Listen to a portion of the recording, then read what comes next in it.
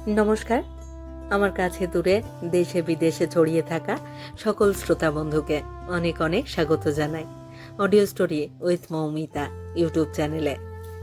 এই চ্যানেলে আজ আপনাদের পড়ে শোনাবো বিখ্যাত সাহিত্যিক, আমার খুব প্রিয় সাহিত্যিক শ্রী সুনীল গঙ্গোপাধ্যায়ের লেখা খুব আকর্ষণীয় একটি ছোট গল্প, একটি চমৎকার ছোট গল্প। গল্পের নাম একটি চিঠির জন্য। গল্প শুরুর আগে দু একটি কথা খুব সংক্ষেপে বলে নিচ্ছি। আমার পাঠ যদি আপনাদের ভালো লাগে, যদি গল্পটি ভালো লাগে, অবশ্যই একটি লাইক করবেন। আর যারা চ্যানেলটি এখনও সাবস্ক্রাইব করেননি তারা সাবস্ক্রাইব করে আমার সাথে থাকুন। আর কথা বাড়িয়ে সময় নষ্ট করব না, শুরু করছি আজকের গল্প একটি চিঠির জন্য।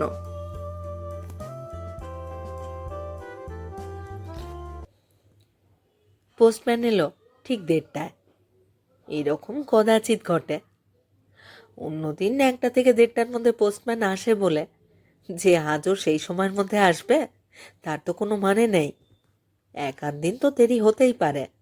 ঘড়ি দেখে ঠিক 1:29 আমরা ঘর থেকে বেরিয়ে তালা বন্ধ করছিলাম। সেই সময় পোস্টম্যান মহাশয়ের আগমন। আজ ফেব্রুয়ারি মাসের 28 তারিখ। এ শহরে দিনে একবারই চিঠি বিলি হয়। চিঠিটা বেশ ভারী এবং বেয়ারিং, লম্বা সুন্দর খাম। তাতে কোনো টিকিটই লাগানো হয়নি। বোঝা যায় ইচ্ছে করেই চিঠিটাকে বেয়ারিং করা হয়েছে। পোস্টম্যানকে 80 পয়সা দিতে হবে। আমি একটা 2 টাকার নোট বার করে দিতেই পোস্টম্যান একটা সেলাম ঠুকে দিল, অর্থাৎ বাকিটা তার বকশিস। সাধারণ চিঠিতে কোনো পিয়ন বকশিস আদায় করে না। ও কি করে বুঝলো যে চিঠিটা আমাদের কাছে খুবই জরুরি? আমি অরিন্দমকে বললাম, দরজাটা আবার খোল, একটু পরে বেরোবো। অরিন্দম বলল, খিদে পেয়েছে, আগে খেয়ে আসি বরং। রবি বলল, আগে চিঠিটা পড়বি না, এখন কে খাবে? অরিন্দম বলল, ঘুরে এসে বিকেলে পড়ব, চিঠিটা তো আর পালিয়ে যাবে না। আমি বললাম, রবি আর আমি গিয়ে খাবার কিনে আনছি, তুই থাক, তোকে যেতে হবে না। অরিন্দম হা হা করে হেসে উঠে বলল, আমায় একলা একলা চিঠি পড়বার সুযোগ দিতে চাইছিস নিভৃতে? ঘরটা অরিন্দমের। সারা বছরই প্রায় তালা বন্ধ থাকে। অরিন্দম ঘুরে বেড়ায় সারা ভারতবর্ষ। রবি প্রায় জোর করে ওর কাছ থেকে চাবি কেড়ে নিয়ে ঘরে দরজা খুলল। এইখানে রান্নার ব্যবস্থা নেই, আমাদের খেতে যেতে হয় বাইরে। কিন্তু এখন খাওয়ার কোনো প্রশ্নই ওঠে না। চিঠিটা রবির হাতে। ভেতরে এসে সেটা অরিন্দমের দিকে বাড়িয়ে দিয়ে বলল, নে। অরিন্দম বলল, থাক, এখন তোর কাছেই থাক। রবি বলল, তুই পড়বি না? আমি নিজেই এত ছটপট করছি, আর তোর? অরিন্দম বলল, তুই ছটপট করছিস যখন, তবে তুই পড়। রবি চিঠির খামটা ছিঁড়ে ফেলল। প্রায় 10-12 পাতার চিঠি, আর সঙ্গে একটা ছবি। রবি জিজ্ঞেস করল, আমি জোরে জোরে পড়ব? তাহলে সবাই শুনবে? আমি সঙ্গে সঙ্গে বললুম, না। বন্ধুরা সকলেই একসময় চতুর্দিকে ছড়িয়ে যায়। এই ছোট শহরের বৃত্ত থেকে আমরাও চলে গেছি বাইরে, ঢুকে গেছি আলাদা আলাদা চাকরিতে। প্রায় সবারই বিবাহ এবং 1-2টি সন্তানও হয়েছে। শুধু অরিন্দম রয়ে গেছে আলাদা। বাবা মা মারা যাবার পর তার কোনো নির্দিষ্ট সংসার নেই, কোনো নির্দিষ্ট পেশাও নেই। মাঝে মাঝে 3-4 মাসের জন্য একেবারে নিরুদ্দিষ্ট হয়ে যায়। তখন আমরাও ওর কোনো সন্ধান পাই না। ইংরেজি কাগজে প্রবন্ধ লিখে কিংবা সিনেমা থিয়েটারে অভিনয় করে ও কিছু টাকা রোজগার করে। এর যে কোনো একটাতেই মন দিয়ে লেগে থাকলে ও যথেষ্ট উন্নতি করতে পারত। কিন্তু ওর খ্যাতির প্রতি মোহ নেই, অথবা ধৈর্য নেই। হাতে কিছু টাকা জমলেই ও উধাও হয়ে যায়। অরিন্দম খাঁটি বাউন্ডুলে। রবি বলল, সম্বোধনে শুধু লিখেছে অরিন্দম, আর কিছু না? আমি ধমক দিয়ে বললাম, আহ, কি হচ্ছে রবি? জোরে জোরে পড়তে হবে না, বললাম না? অরিন্দমের আগেই যে রবি চিঠিটা পড়ছে, এটা আমার পছন্দ নয়। অরিন্দম বলল, অত বড় চিঠি পড়তে অনেক সময় লেগে যাবে, তুই শুধু প্রথমটা শেষটা পড়ে নে। রবি মুখের ভাব লুকোতে জানে না, পড়তে পড়তে গম্ভীর হয়ে গেল। প্রথম পাতা থেকে শেষ পাতা দেখে নিয়ে চিঠির পৃষ্ঠাগুলো সুন্দরভাবে ভাঁজ করে খামে পুরে অরিন্দমকে বলল, সবটা পড়ারই ইচ্ছে ছিল, তুই আগে পড়ে নে। অরিন্দম বলল, সুনীলকে দে, ও পড়ুক। আমি দৃঢ় স্বরে বললাম, না না। অরিন্দম হাসতে হাসতে বলল, আমার পড়ার দরকার নেই, আমি বুঝে গেছি। আমরা ভেবেছিলাম অরিন্দম আর কোনো দিনই বিয়ে করবে না। কোনো এক জায়গাতেই যে বেশি দিন থাকে না, সে কোনো একটা মেয়ের সঙ্গে সারা জীবন কাটাবে কি করে? হঠাৎ অরিন্দম আমাদের কয়েকজনকে লিখে জানালো, আমি হয়তো ঠিক 1 মাস 5 দিন পর বিয়ে করতে পারি। এর মধ্যে তোদের সঙ্গে একবার দেখা করতে চাই। 1 মাস 5 দিন পর্যন্ত যদি নির্দিষ্ট হয়ে যায়, তাহলে আর তার মধ্যে হয়তো থাকে কি করে? চিঠি পেয়ে আমরা অবাক হয়েছিলাম। অরিন্দমের সঙ্গে দেখা হবার পর ব্যাপারটা বোঝা গেল। জীবনে অনেক মেয়ের সঙ্গেই পরিচয় হয়েছে অরিন্দমের, তবু ভুবনেশ্বরে একটা মেয়েকে দেখে অরিন্দমের হঠাৎ মনে হলো, একেই আমার সারা জীবনের জন্য চাই। এই মেয়েটিকেই আমি চাই সসম্মানে আমার বিছানায়। অরিন্দম নিজেই বলেছে, মেয়েটি তেমন কিছু সুন্দরী নয়। অন্যের চোখে বোধ হয় মেয়েটিকে একেবারেই সুন্দরী মনে হবে না। গায়ের রং কালোর দিকে, স্বাস্থ্য রোগার দিকে, বয়স প্রায় 35, একটা স্কুলে পড়ায়, আর মাঝারি ধরনের গান গায়। আর আমাদের অরিন্দমের চেহারা ভিড়ের মধ্যে প্রথমেই চোখে পড়বার মতন। 6 ফুট 3 ইঞ্চি লম্বা। তবু এমন একটি মেয়েকে পছন্দ করা আশ্চর্য কিছু ব্যাপার নয়। বছর 2 আগে ভুবনেশ্বরে গিয়ে অরিন্দমের সঙ্গে প্রথম পরিচয় হয় মেয়েটির। ওর নাম শ্রীলেখা। সেবার মাত্র 2 দিন ওখানে ছিল অরিন্দম, এবং মেয়েটির সঙ্গে একটুও ঘনিষ্ঠতা হয়নি। 1 বছর বাদে ভুবনেশ্বরে ফিরে গিয়ে অরিন্দম শ্রীলেখাকে বলেছিল, আপনার জন্যেই আমি ফিরে এলাম আবার এখানে। শ্রীলেখা হেসে বলেছিল, তাই বুঝি? আপনি তো এখানে একটা থিয়েটারের দলের সঙ্গে এসেছেন, রাস্তার পোস্টারে আপনার নাম দেখলাম। অরিন্দম খুব সহজ এবং সোজাসুজিভাবে কথা বলে। সে বলেছিল, আপনার সঙ্গে দেখা হবে বলেই আমি ওই থিয়েটারের দলের সঙ্গে এখানে আসতে রাজি হয়েছিলাম, না হলে আসতাম না। শ্রীলেখার চেয়ে শ্রীলেখার দাদার সঙ্গে অরিন্দমের বন্ধুত্ব হয়ে গেল বেশি। অরিন্দম যেখানেই যায় জমিয়ে নেয়। সামান্য একবেলার পরিচয় কোনো বাড়িতে বসে স্বচ্ছন্দে বলে ফেলতে পারে, আপনারা যদি ভেবে থাকেন যে দুপুরে আমাকে খেয়ে যেতে বলবেন, তাহলে আমি আগে থেকেই জানিয়ে রাখছি, আমি কই মাছ খাই না, পাবদা মাছও খাই না, আমি ডিমের ঝোল খাই না, বাকি সব খাই। শ্রীলেখার বাড়িতে একটা বন্দুক আছে।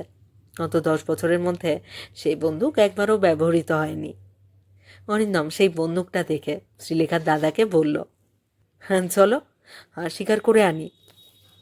শ্রীলেখার বাবাকে না জানিয়ে সেই বন্দুক নিয়ে ওরা চলে গেল জঙ্গলের দিকে। ফিরে এলো 3 দিন বাদে। সম্পূর্ণ বেআইনিভাবে অরিন্দম 5টা হাঁস শিকার করে এনেছে। সবাই মুগ্ধ। যে মানুষ থিয়েটারে অভিনয় করে, সে যে সত্যি সত্যি জঙ্গলে গিয়ে বন্দুকও চালাতে পারে, তা দেখে শ্রীলেখার দাদা একেবারে অভিভূত।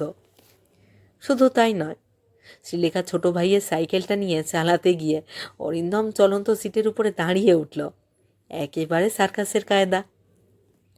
যে মানুষ সার্কাসের কায়দা জানে, আবার গড়গড় করে নির্ভুল ইংরেজি বলে, তাকে দেখে অনেকেই অভিভূত হয়। ঠিক সময় মতন অরিন্দম বাংলা ইংরেজি কবিতার লাইনও মুখস্থ বলতে পারে। শ্রীলেখার গান শুনে বলে দেয় সেটা কোন রাগের উপর ভিত্তি করে। থিয়েটারের দল চলে গেল ভুবনেশ্বর ছেড়ে, তবু অরিন্দম রয়ে গেল সেখানে একটা হোটেলে ঘর ভাড়া নিয়ে। শ্রীলেখা জিজ্ঞেস করেছিল, আপনি এখানে থেকে গেলেন কেন? অরিন্দম উত্তর দিয়েছিল, এমনি। কথাটা কেউ বিশ্বাস করে না। একজন লোক সম্পূর্ণ বিনা কারণে যে কোনো একটা জায়গায় থেকে যেতে পারে? অরিন্দমের বয়স প্রায় 40। এই বয়সে তার মতন শক্ত সমর্থ চেহারার শিক্ষিত মানুষ হয় কোনো চাকরি বা ব্যবসা বা যে কোনো পেশায় নিযুক্ত থাকে। এটাই বিশ্বাস করা যায় না যে একজন মানুষ সম্পূর্ণ স্বাধীন। এবং আরেকটি প্রশ্ন সবারই মনে আসে, বিশেষ করে মেয়েদের। তাই শ্রীলেখা একদিন জিজ্ঞেস করেছিল, আপনি বিয়ে করেননি? আপনি বুঝি মেয়েদের পছন্দ করেন না? অরিন্দম বলেছিল, মেয়েদের আমার খুবই ভালো লাগে, কিন্তু বিয়ের কথা কখনো চিন্তা করিনি। অরিন্দম যখনই কোনো মেয়ের সঙ্গে কথা বলে তখনই এমন একটা ভাব ফুটিয়ে তোলে যেন সেই মেয়েটির মতন সুন্দরী আর গুণবতী আর কেউ নেই। আর অরিন্দমও যেন জীবনে আর কোনো মেয়েকে এর আগে এমন করে দেখেনি, এর আগে এমন করে চেনেনি। শ্রীলেখার সঙ্গে সত্যি কেউ আগে এমন করে কথা বলেনি, কেউ তাকে এতখানি গুরুত্বও দেয়নি। জীবনে এই প্রথম যেন শ্রীলেখা সত্যিকারের উচ্ছল প্রাণবন্ত হয়ে উঠল। একদিন শ্রীলেখা কথায় কথায় বলল, আপনারা পুরুষ মানুষ, আপনাদের কত সুবিধে। আপনারা যখন যেখানে খুশি বেড়াতে যেতে পারেন, যেখানে খুশি থাকতেও পারেন। জানেন, আমারও খুব ইচ্ছে হয় এই রকমভাবে ঘুরে বেড়াবার। অরিন্দম বলল, তুমি গেলেই পারো তো, কি তোমাকে বাধা দিচ্ছে? মেয়েদের আসল বাধা তাদের মনে।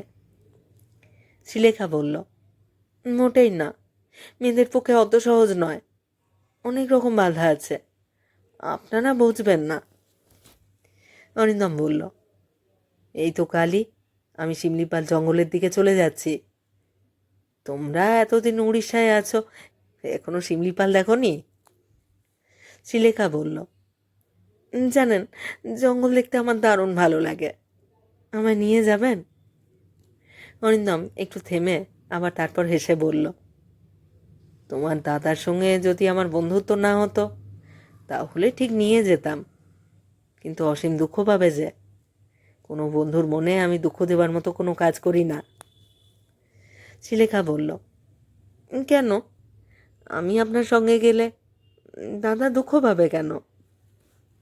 তার কারণ বাঙালি মেয়েরা কোনো অবিবাহিত পুরুষের সঙ্গে একা কোথাও যায় না। শ্রীলেখা তখন অবুঝের মতন বলল, মারে, কেন? গেলে কি হয়? গেলে আমার সঙ্গে এক ঘরে থাকতে হবে, আমার সঙ্গে তোমার শারীরিক মিলন হবে। কেন? কোনো ছেলে আর মেয়ে বুঝি বন্ধুর মতন থাকতে পারে না? না। শ্রীলেখা চুপ করে গিয়েছিল। অরিন্দম আজ ওর কাঁধে একটা হাত রেখে বলেছিল, আমি যদি সত্যিই কখনো তোমাকে ডাকি আমার সঙ্গে চলে যাওয়ার জন্য, তুমি আসবে? শ্রীলেখা কাঁধ থেকে অরিন্দমের হাতটা সরিয়ে দিয়ে নরমভাবে বলেছিল, আগে ডেকেই দেখুন। আমি জানি আপনি আমার সঙ্গে খেলা করছেন, আমি একটা অতি সাধারণ মেয়ে।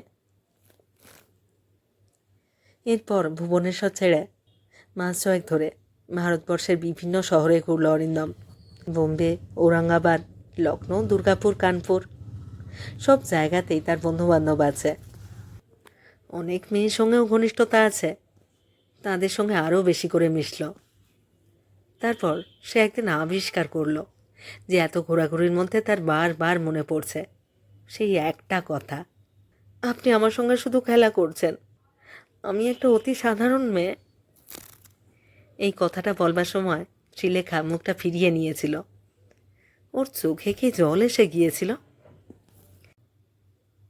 গৌহাটি থেকে অরিন্দম চিঠি লিখল শ্রীলেখাকে। আমার কোনো থিয়েটারের দলের সঙ্গে এখন ভুবনেশ্বরে যাবার কথা নেই, তবু আমি কি এখন একবার ভুবনেশ্বরে যেতে পারি? শ্রীলেখা উত্তর দিল, আমি যদি ভুবনেশ্বর শহরের মালিক হই এবং আমার কথার উপরে যদি আপনার এখানে আসা নির্ভর করে, তাহলে আমি হুকুম দিচ্ছি, আপনি এখনই চলে আসুন। জানুয়ারির শেষের দিকে ভুবনেশ্বরে গিয়ে উপস্থিত হলো অরিন্দম। মনোরম শীতের সময়। এই সময় উড়িষ্যায় প্রচুর মানুষ বেড়াতে আসে, চারিদিকে খুব ভিড়। অরিন্দমের এত ভিড় পছন্দ হয় না। 3 দিন পরই সে ছটফট করে উঠল।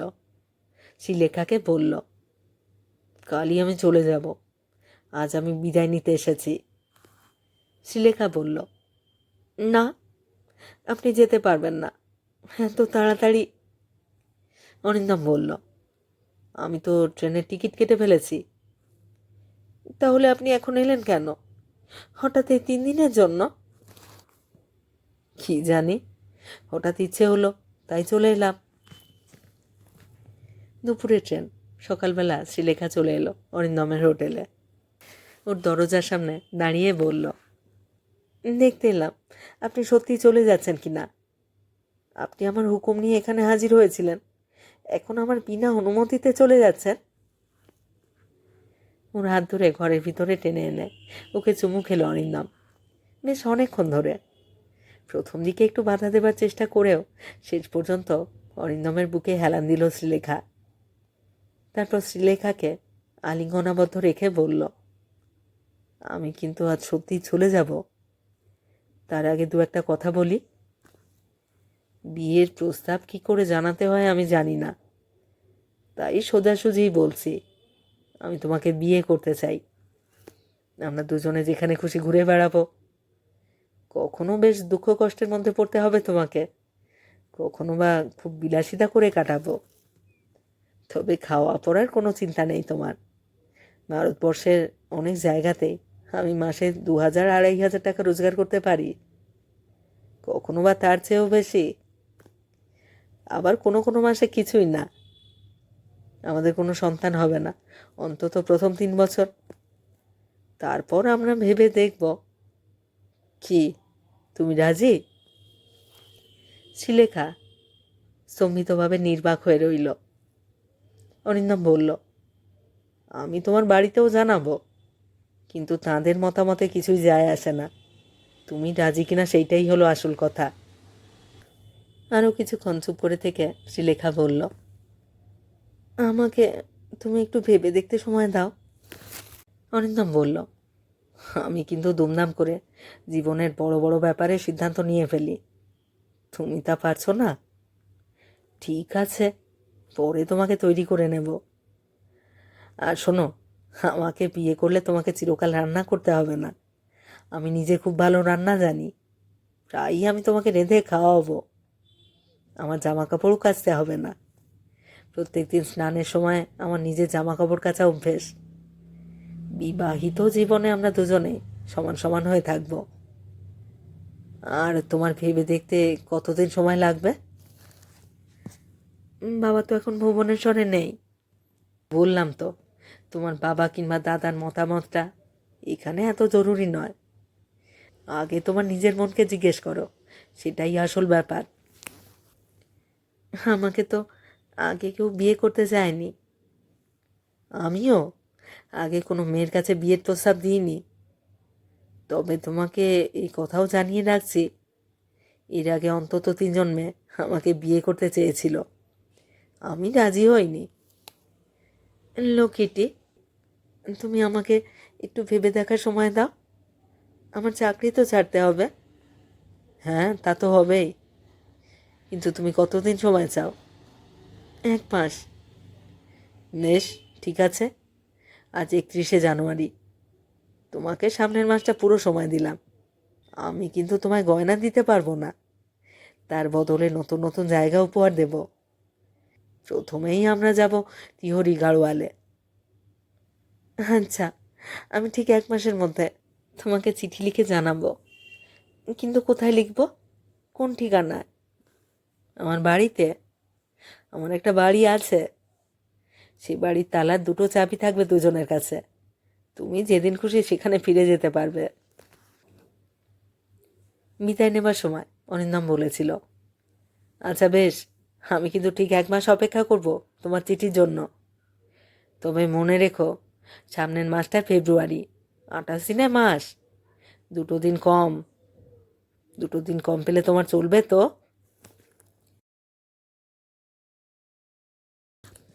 সেই চিঠি আজ এসেছে, মাসের শেষ দিনে, শেষ ডাকে। সেই চিঠি অরিন্দমের বদলে রবির হাতে। নিচে সাইকেলের ক্রিংটিং শোনা যেতে লাগলো। আমরা বারান্দা থেকে উঁকি মারলাম। কল্যাণ এসেছে। কল্যাণ ডিস্ট্রিক্ট অফিসে কাজ করে, বেরিয়ে এসেছে টিফিনের সময়। কল্যাণ ব্যগ্র হয়ে জিজ্ঞেস করলো, কী রে, চিঠি এসেছে? অরিন্দম বলল, হ্যাঁ, এই একটু আগে। কল্যাণ উৎফুল্ল হয়ে বলল, বাহ, দারুণ ব্যাপার। তাহলে কবে হচ্ছে? অরিন্দম বলল, তুই আয়, চিঠিটা পড়ে দেখ। রবির হাত থেকে খামটা নিয়ে অরিন্দম ছুঁড়ে দিল নিচের দিকে। খাম থেকে পাতাগুলো পেরিয়ে উড়তে লাগলো হাওয়ায়। রাস্তার উপরে চিত হয়ে পড়ল শ্রীলেখার মুখের ছবিখানি। এই প্রথম আমি ওর ছবি দেখলাম। সেই মুখে যেন অভিমান মাখানো। রবি দুঃখিতভাবে বলল, এটা কি হলো অরিন্দম? তুই চিঠিখানা ওরকমভাবে ছুঁড়ে দিলি? অরিন্দম বলল, ওতে কি লেখা আছে তা তো বুঝেই গেছি। রাজি হলে চিঠি লিখতো 1 লাইনে। রাজি হতে পারেনি বলেই ইনিয়ে বিনিয়ে অতখানি লিখেছে। নিশ্চয়ই শেষের দিকে লিখেছে যে বিয়ে না করলে কি হয়, আমরা সারা জীবন বন্ধু থাকবো। কী রে রবি, তাই লেখেনি? রবি কন্ট্রাক্টারি করে বেশ ভালো পয়সা রোজগার করে। আমাদের মধ্যে সেই সবচেয়ে আগে বিয়ে করেছে। তার 3টি সন্তান। হৃদয়ের সূক্ষ্ম ব্যাপার নিয়ে সে বিশেষ মাথা ঘামায় না। তবু অরিন্দমের এরকম অপ্রেমিকোচিত ব্যবহার দেখে সে বেশ আঘাত পেয়েছে মনে হলো। অরিন্দম বলল, ওর ছবিও পাঠিয়েছে যখন, নিশ্চয়ই আমারও একটা ছবি চেয়েছে। কী রে, চাইনি? হৃদয়ের মণিকোঠায় রেখে দেবে আমাকে, আমার ছবি। ঠিক কি না? নিজ থেকে কল্যাণ বলল, আরে মাইরি, এত বড় চিঠি আমি পড়ব কি করে? অফিসে জরুরি কাজ ফেলে এসেছি। অরিন্দম বলল, যা যা, তুই চিঠিটা নিয়ে যা, অফিসে কাজের ফাঁকে ফাঁকে পড়ে ফেলবি। এই চল, আমরা খেতে যাই। খিদে পায়নি তোদের? আর এখানে থাকবার কোনো মানে হয় না।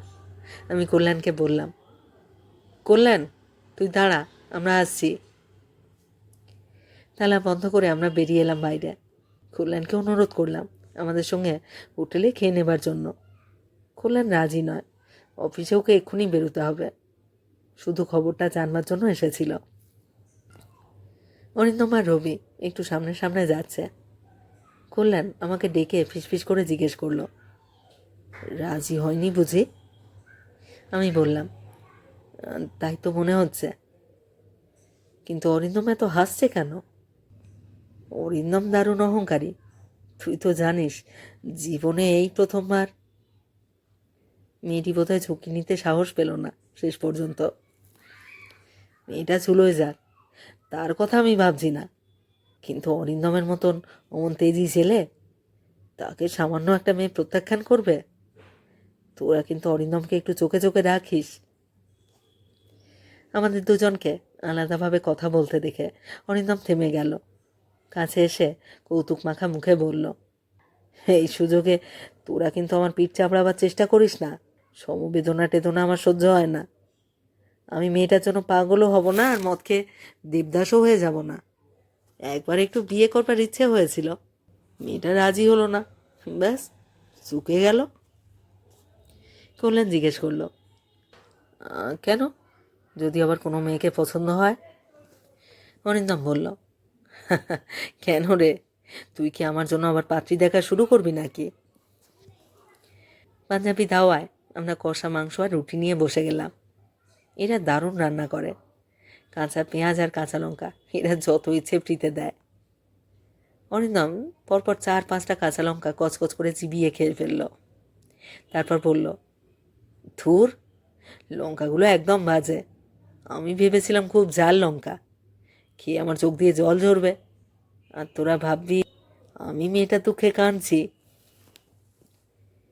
লঙ্কাগুলো কিন্তু সত্যিই খুব ঝাল। আমি একটাতে এক কামড় দিয়েই রেখে দিয়েছি, তাতেই জিভ জ্বলে গেল। আর অরিন্দম কিনা অতগুলো লঙ্কা স্টেপ হজম করে ফেলল। খাওয়া দাওয়া শেষ করতে করতে লেগে গেল ঘণ্টাখানেক। এরপর বাড়ি ফেরবার বদলে অরিন্দম বলল, এই চল না, দীনেশ স্যার বাড়িতে যাওয়া যাক। দীনেশ স্যার থাকেন শহরের এক প্রান্তে। দীনেশ স্যার চাকরি বাকরি করেন না। আমরা ছেলেবেলায় জানতাম দীনেশ দা একদিন মস্ত বড় গায়ক হবেন। তা হননি অবশ্য। দীনেশ দা এখন বাড়িতে একটা গানের স্কুল করেছেন। দীনেশ দা ঘুমোচ্ছিলেন, তাকে ডেকে তোলা হলো। অরিন্দম বলল, আপনার গান শোনবার খুব ইচ্ছে হচ্ছে দীনেশ দা, কয়েকটা রবীন্দ্রসঙ্গীত শোনান। দীনেশ দার স্ত্রীও একটা স্কুলে পড়াতে যান। ওদের 4-5টি ছেলে মেয়ে আছে, তারাও কেউ বাড়িতে নেই। বাড়ি এখন ফাঁকা। হারমোনিয়াম টেনে টেনে ঘুম ঘুম গলায় দীনেশ দা শুরু করলেন গান। তবে খানিকটা বাদে বেশ জমে গেল। অরিন্দম নিজেও গলা মেলালো দীনেশ দার সঙ্গে, আমাদের দিকে ইশারা করে জানালো, এই তোরাও ধর না। খানিকটা বাদে আবার বাইরে সাইকেলের শব্দ। কল্যাণ এসে ঢুকল। এর মধ্যে কল্যাণের মুখের চেহারা অনেক বদলে গেছে। সে অভিভূত গলায় বলল, অনেক খুঁজে এখানে এসেছি। অরিন্দম, পুরো চিঠিটা আমি পড়লাম। মেয়েটি কিন্তু অসাধারণ লিখেছে। এত অসহায় আর করুণ ভাষা। রবিও বলল, আমিও তো তাই বলতে যাচ্ছিলাম। Very fine letter. অরিন্দম হেসে বলল, ভেরি ফাইন? হ্যাঁ, ভেরি ফাইন। দীনেশ দা জিজ্ঞেস করলেন, কিসের চিঠি, কার? অরিন্দম খপ করে কল্যাণের কাছ থেকে খামটা কেড়ে নিয়ে সেটা দীনেশ দার কোলের উপরে ছুঁড়ে দিয়ে বলল, এটা আপনার কাছে রাখুন, রাত্রে শুয়ে শুয়ে পড়বেন। আপনার তো গল্প উপন্যাস পড়বার অভ্যেস হয়েছে, তার বদলে আজ বরং একটা। অরিন্দম বলল, এখন রেখে দিন, বেশ তো গান হচ্ছিল, তার মধ্যে কল্যাণটা এসে ঝামেলা করলো। দীনেশ দা গ্রাহ্য করলেন না, মন দিয়েই পড়ে যেতে লাগলেন। অরিন্দম ছটফট করে উঠে চলে এলো দীনেশ দার রান্নাঘরে। বেশ কিছুক্ষণ বাদে সে 5 কাপ চা বানিয়ে নিয়ে এলো। দীনেশ দা আমাদের সামনেই একটানা চিঠিখানা পড়ে শেষ করলেন। তাঁরও মুখের চেহারা যেন বদলে গেছে। অরিন্দমকে জিজ্ঞেস করলেন, তুমি এই চিঠির উত্তর দাওনি এখনো? আমি বললাম, উত্তর দেবে কি, ও তো চিঠিটা পড়েইনি। দীনেশ দা বললেন, মেয়েটি কিন্তু লিখেছে আজ থেকে প্রতিদিন সে উত্তরের অপেক্ষায় বসে থাকবে। তবে মাঝখানে একটা পাতায় কয়েকটা জায়গা বেশ অস্পষ্ট। মনে হয় সেখানে মেয়েটি চোখের জল সামলাতে পারেনি। অরিন্দম ইয়ার্কি করে বলল, তাহলে আপনি একটা উত্তর দিয়ে দিন না দীনেশ দা। দীনেশ দা বললেন, ছি অরিন্দম।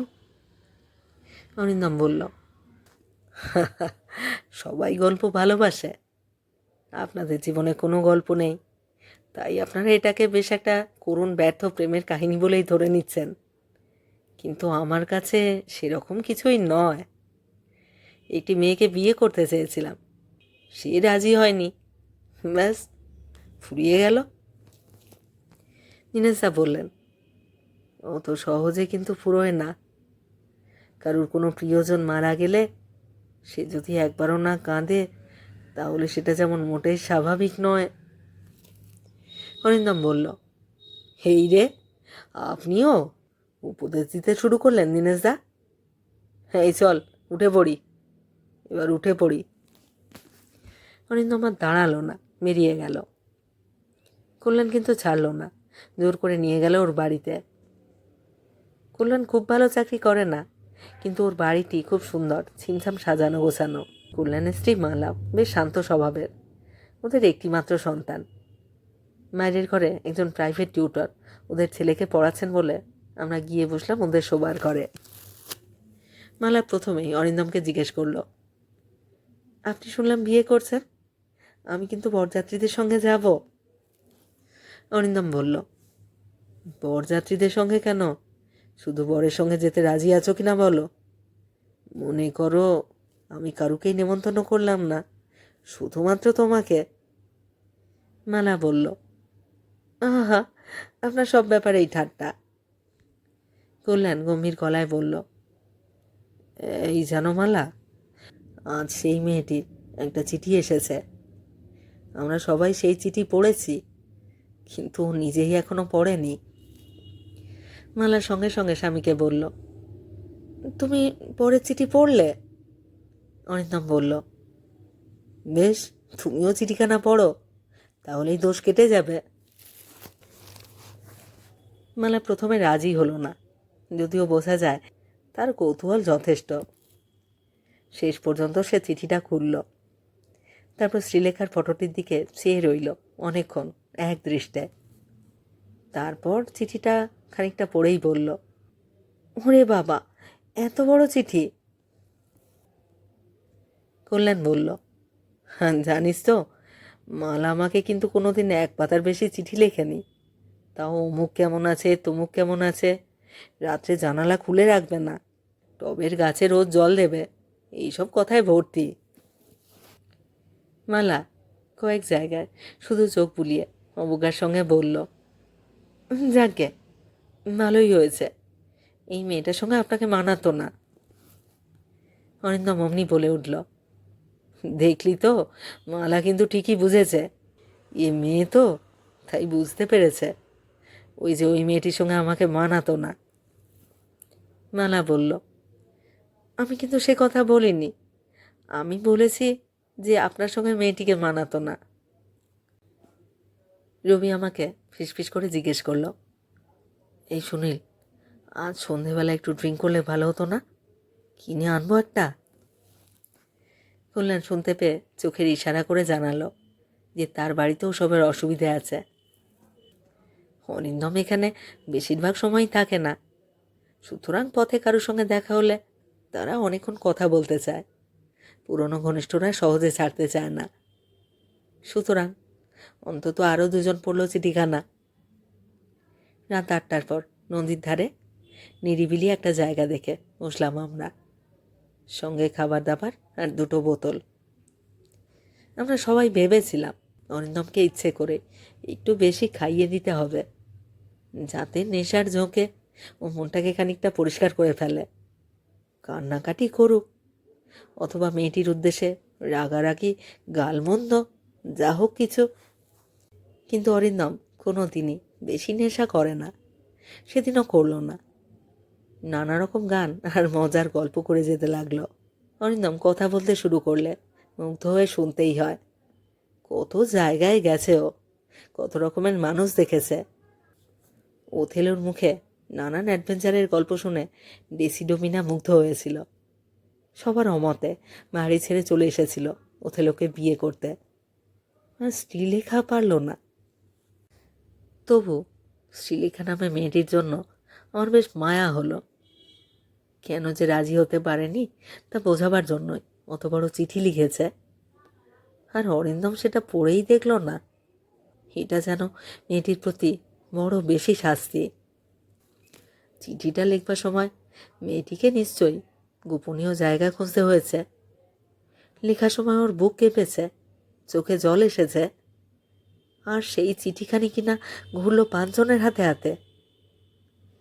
মাঝখান থেকে আমারই বেশি নেশা হয়ে গেল, আমি গুম হয়ে বসে রইলাম। একসময় আমার মনে হলো অরিন্দম নিশ্চয়ই রাত্রির বেলা একা নিজের বিছানায় শুয়ে শুয়ে পড়বে চিঠিটা। আমাদের সামনেও দুর্বলতা দেখাতে চায়নি, এই চিঠি তো একা একাই পড়বার। আমরা সারাদিন ওকে ঘিরেছিলাম। এক সময় আমি বললাম, ওঠ, এবার বাড়ি যাওয়া যাক। অরিন্দম সঙ্গে সঙ্গে বলল, হ্যাঁ, অনেক রাত হলো, কাল সকালে আমায় আবার বেরিয়ে পড়তে হবে। কল্যাণ জিজ্ঞেস করল, কালই? কালই চলে যাবি? কোথায় যাবি? অরিন্দম বলল, তিহরি, তিহরি গাড়োয়াল। অনেক দিন থেকেই ঠিক করে রেখেছি, ওদিকটা দেখা হয়নি। অরিন্দম পকেটে হাত ঢোকালো। আমরা ভাবলাম ও সিগারেট দেশলাই খুঁজছে। অরিন্দম চিঠিটা বার করলো পকেট থেকে, তারপর বলল, এই চিঠিটা যাদের যাদের পড়া দরকার তারা সবাই পড়ে নিয়েছে, এটা আর রাখার দরকার নেই। আমরা কেউ বাধা দেবার চেষ্টা করবার আগে অরিন্দম চিঠিটা ছুঁড়ে ফেলল নদীর জলে। তারপর খুব শান্তভাবে বলল, চল চল এবার যাই।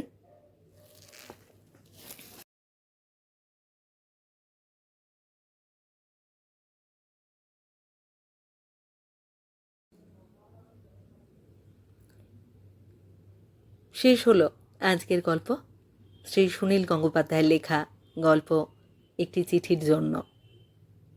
ভারী অদ্ভুত চরিত্র অরিন্দম। আমার তো দারুণ লাগলো গল্পটি। আপনাদের কেমন লাগলো তা অবশ্যই কমেন্ট বক্সে আমাকে লিখে জানান। আপনাদের মতামতের অপেক্ষায় রইলাম। আপনারা যারা নিয়মিত এই চ্যানেলে আমার গল্প পাঠ শুনছেন তাদেরকে জানাই আমার আন্তরিক ধন্যবাদ। আর যারা এখনও চ্যানেলটি সাবস্ক্রাইব করেননি তাদের কাছে অনুরোধ, আপনারা সাবস্ক্রাইব করে আমার সাথে থাকুন আর নিয়মিত শুনতে থাকুন নতুন নতুন বাংলা গল্প। সবাই খুব ভালো থাকুন। ফিরে আসছি খুব শীঘ্র নতুন গল্প নিয়ে।